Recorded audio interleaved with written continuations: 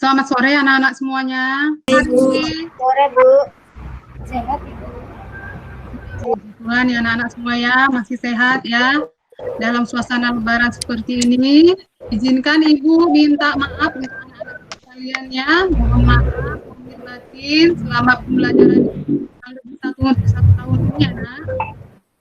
Ya Bu, sama-sama. Ya Bu, sama-sama. Sebelum memulai pembelajaran, coba ketua kelasnya pimpin doa dulu nak. Baiklah teman-teman, sebelum memulai pelajaran hari ini, ada baiknya kita berdoa menurut agama dan kepercayaan kita masing-masing. Berdoa mulai, selesai. Baik, terima kasih ya untuk ketua kelasnya. Sebelum Ibu lanjutkan mata pelajaran kita hari ini, yaitu mengenai menganalisis teknik menjahit bagian-bagian busana dalam suatu produk. Ada baiknya Ibu sedikit mengkaji kembali pelajaran minggu yang lalu, yaitu tentang kampu ya. Ada yang masih ingat apa itu kampu? Penyelesaian busana Ibu. Ya, kampu adalah jarak antara garis pola atau jahitan dengan tepi potongan. Ya nak ya, macam baik anak-anak sekalian. Sekarang kita masuk ke materi selanjutnya yaitu KD 3.8 menganalisis teknik bagian-bagian busana dalam suatu produk. Indikator pencapaian kompetensi adalah Ananda semua harus dapat mengidentifikasikan fungsi belahan busana. Yang kedua, Ananda semua harus bisa menentukan macam-macam belahan busana. Yang ketiga, Ananda semua harus bisa menganalisis bagian-bagian busana. Yang 4.8-nya membuat teknik menjahit bagian-bagian busana dalam suatu produk. Yang pertama, Ananda harus mampu membuat pola atau fragmen belahan busana sesuai dengan kriteria hasil dengan mentaati prosedur dan K3. Yang kedua, Ananda semua harus bisa membuat belahan busana dalam suatu produk sesuai dengan kriteria hasil dengan mentaati prosedur dan K3. Baik, kita langsung ke materinya.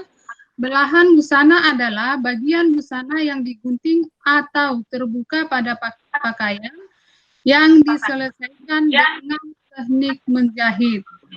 Fungsi belahan ini adalah sebagai pembuka dan penutup busana. Letak belahan busana ada yang merupakan kain pada tengah muka, tengah belakang, bagian muka, bagian belakang, sisi badan, dan sisi bawah. Belahan memiliki dua fungsi, yaitu fungsi dekoratif. Fungsi dekoratif ya, perhatikan dekoratif, dekorasi, hiasan.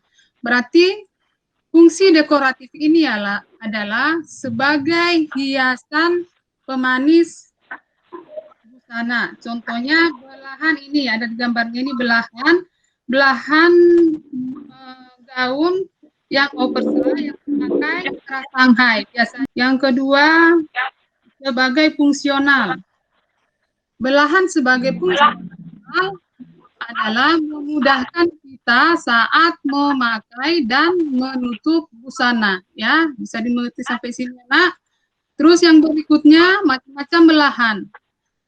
Yang pertama ada belahan langsung, belahan memakai lapisan. Yang ketiga belahan kumai serong. Yang keempat belahan tutup tarik. Yang berikutnya menganalisa belahan busana. Yang pertama belahan langsung ya, belahan langsung. Belahan langsung ini adalah belahan yang lapisannya dibuat sejalan ataupun setali langsung ya, dan belahan memakai lapisan.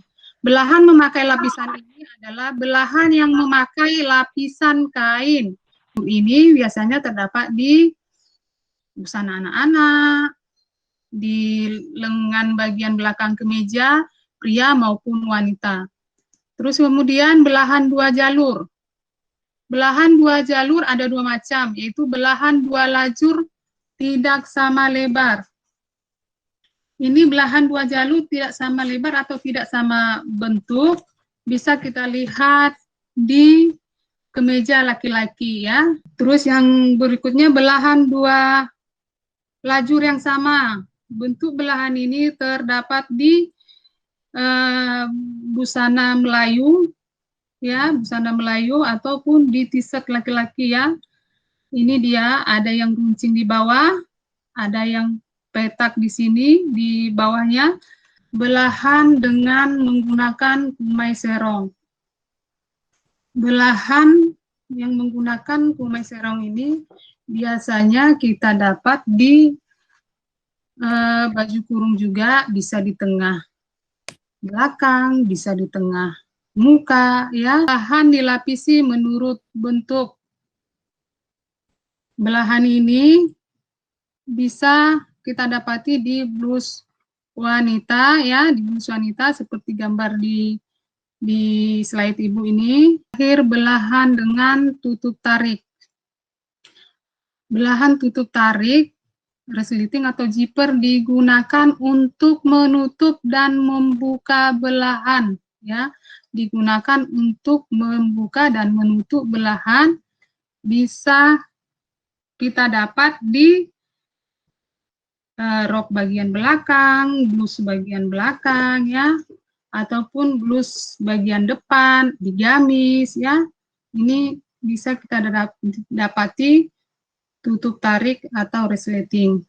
Macam-macam belahan tutup tarik, yaitu yang pertama belahan tutup tarik simetris, belahan tutup tarik asimetris, belahan tutup tarik tersembunyi, belahan tutup tarik terpisah, belahan tutup tarik bulbi. Sampai di sini penjelasan materi Ibu, ada yang mau ditanyakan?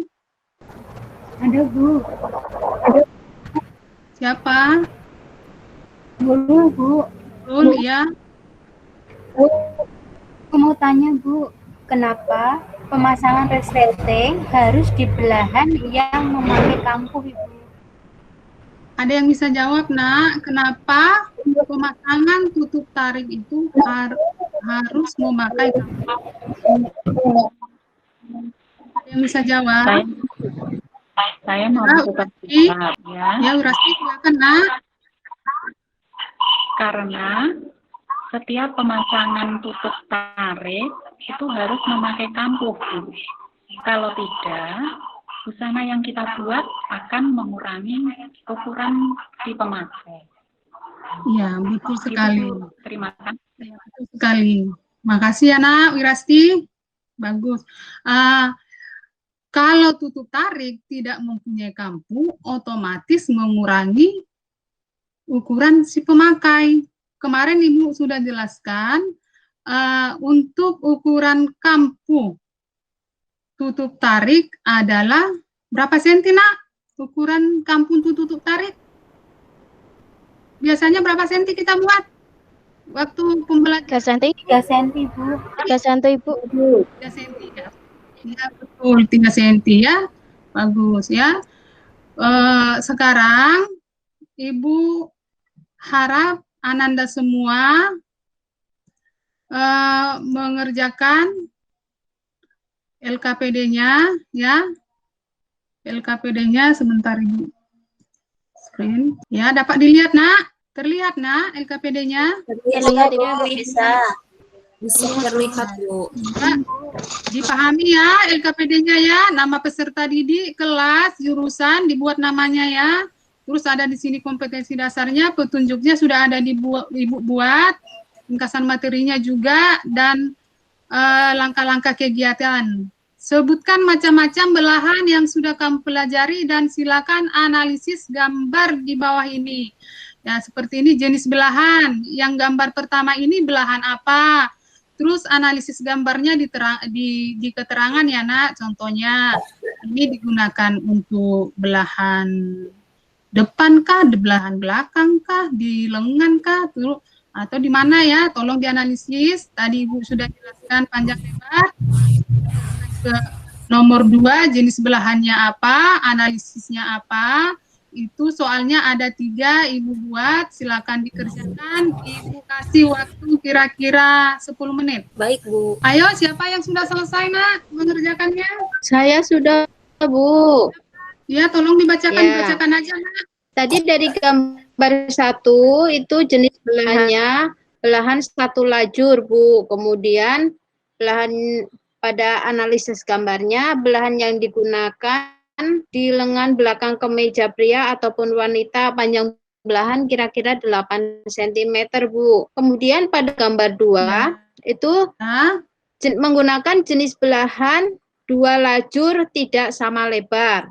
Karena itu belahan di situ digunakan pada manset kemeja pria dan wanita, panjang belahan kira-kira 8 cm. Kemudian pada gambar 3, jenis belahan itu menggunakan belahan 2 lajur yang sama bentuk. Karena di situ pada gambar tersebut digunakan pada busana pria, khususnya baju kurung Melayu.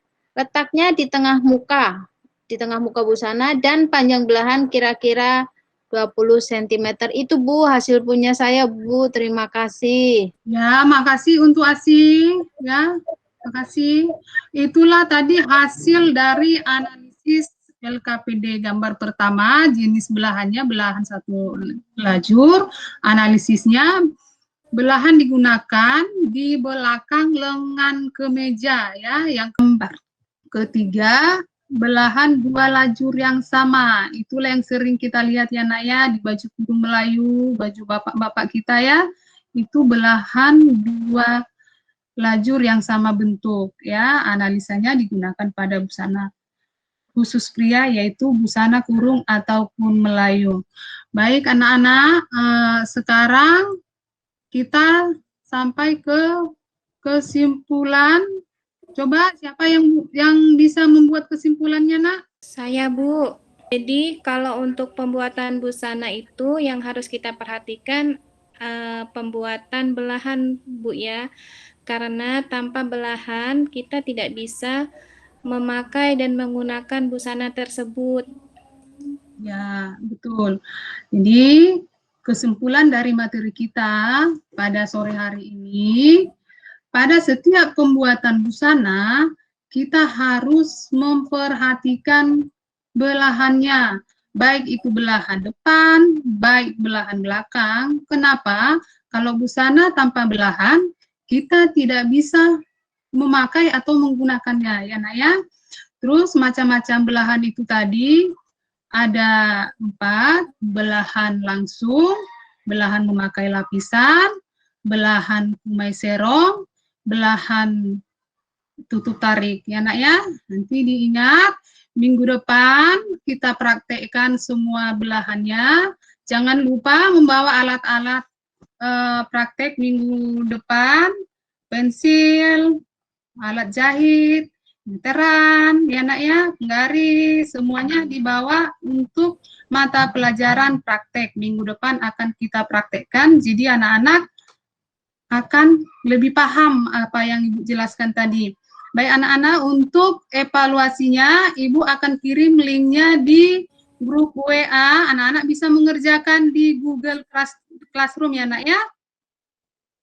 Ibu kasih waktu mengerjakannya 1 hari, besok jam 8 malam sudah harus terkumpul sama Ibu evaluasi yang sudah Ibu kirimkan linknya di grup WA.